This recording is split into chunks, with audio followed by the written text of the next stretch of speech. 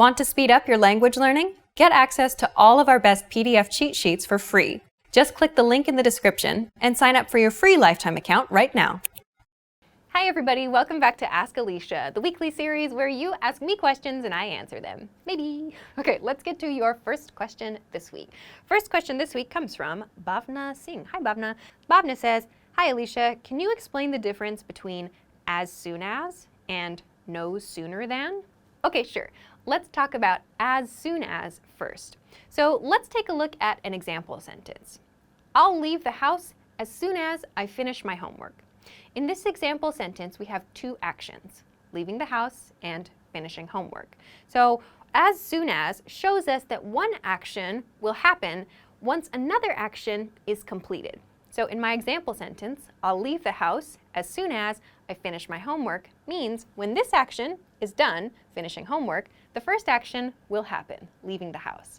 So when we use as soon as, the first action actually happens last. I'll leave the house as soon as I finish my homework. Means that this action is the one that needs to be finished before the first action can happen. Let's compare this to no sooner than. So let's take a look at an example sentence. For example, he's going to arrive at the airport no sooner than 12 o'clock. This means that some action is going to happen, and we want to express that the action will not happen before a certain time. In this case, he's not going to arrive at the airport before 12 o'clock, but sometime after 12 o'clock is possible. So in this case, he's going to arrive at the airport no sooner than 12 o'clock expresses this idea. So as soon as is used to talk about one action happening before another action, and no sooner than refers to one action not happening until a certain point in time, or maybe until something else has finished. So I hope that this helps you. Thanks very much for the question. Okay, let's move on to your next question. Next question comes from Sokaina. I hope I said your name right. Hi, Sokaina. Sokaina says, hey, Alisha, I was watching an English movie and I heard the sentence, we have chemistry. What does it mean? Hope you answer my question. Yeah, great question. We have chemistry.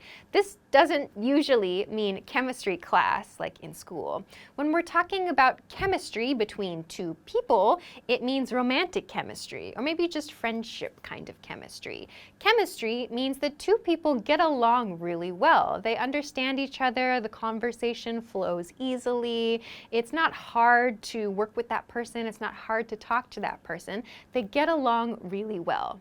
We tend to use this expression a lot more in romantic relationships. When you go on a date with someone for the first time, you might say, we had chemistry, or we had no chemistry, meaning it was really great and we could talk easily, or it wasn't so great and we didn't really have a good flow. So this chemistry refers to how well we can interact with another person, how easy it is to talk and be friends with or to be romantic with another person. So I hope that this helps you. Thanks for the question. Okay, on to our next question. Next question comes from Llewellyn. I hope I said that right, Llewellyn. Hi, Llewellyn. Llewellyn says, hi, Alisha. What is daylight saving time? I'm very confused. My country does not have this. Great question. Yeah, in the USA, we have this thing called daylight saving time.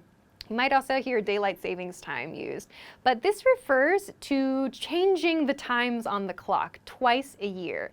So when we want to gain an hour of time, like when the sun goes down very early in winter, there will be a day each year when everyone in the country has to set their clocks forward or back to gain or lose an hour of time. I know this probably seems really strange to you if your country doesn't have this practice or doesn't have this custom, but in the US and maybe in some other countries that use daylight savings time to try to get lots and lots of sunshine in the day, this is what happens. Everybody changes their clocks 1 hour forward or 1 hour back depending on the season. So I hope that this helps you. Thanks very much for the interesting cultural question. Okay, on to our next question. Next question comes from Weil. Hi, Weil. I hope I said your name right.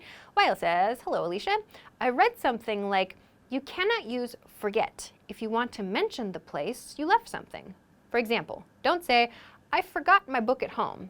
Instead say, I left my book at home. My question is, what if I really want to refer to the fact that I actually forgot my book at home? What should I say? Yeah, interesting question. I have never read this before, but no, it's completely okay to say, I forgot my book at home, or I have forgotten my book at home. It's completely correct. You can also just say, I forgot my book. That's 100% correct too. There is no problem putting a place after forget here. I left my wallet at home is also completely okay. So in this case, when you're talking about leaving or forgetting something in a location, you can use either verb, and you can also include a place with either verb as well. Both are totally fine. Don't worry about a place with forget or not. You can use either. So that's a very interesting question, but thanks for asking. Okay, let's move on to our next question. Next question comes from Anderson. Hi, Anderson. Anderson says, what does the expression, I dropped the ball mean? Great question. I dropped the ball. Okay, this is a sports kind of expression, right? So of course we can use it to mean dropping an actual ball if you're playing sports or something. But you will hear this used in business situations and work situations, maybe when you're making plans with someone.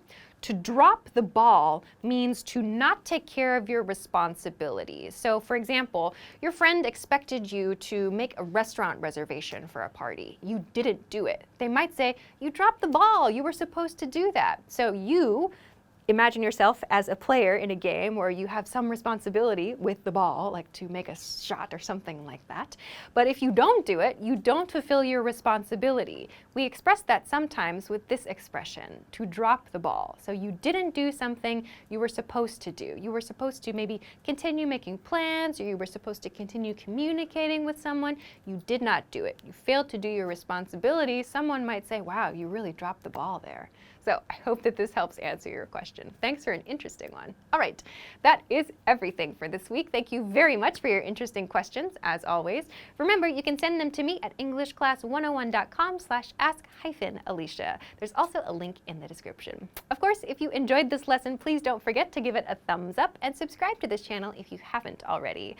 Also, check us out at EnglishClass101.com for some other things that can help you with your English studies. Thanks very much for watching this week's episode of Ask Alisha, and I will see you again next time. Bye!